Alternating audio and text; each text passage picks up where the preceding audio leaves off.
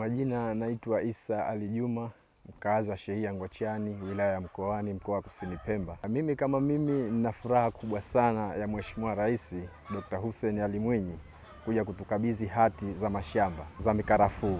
Kwa sababu umri wangu mimi nimewashuhudia wazee wangu wameatumikia sana haya mashamba, lakini hawakufaidika na chochote kiukweli. Lakini leo kufikia hatima hii ya Mheshimiwa Rais kutukabidhi hati hizi za mashamba zikawa ni halali yetu na mali yetu tuweze kujipatia kipato sisi wananchi, ni jambo jema sana lenye furaha.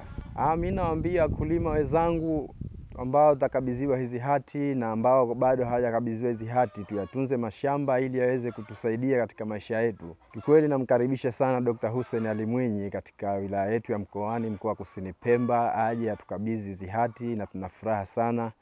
Na mimi kama kijana namuahidi mitano tena, kura yangu kwake yeye.